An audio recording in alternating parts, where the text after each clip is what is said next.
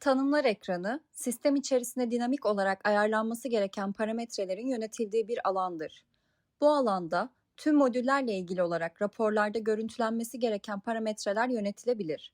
Örneğin, bodro hesaplamalarında kullanılan asgari ücret tutarı veya gelir vergisi oranı gibi parametreleri buradan yönetebiliriz.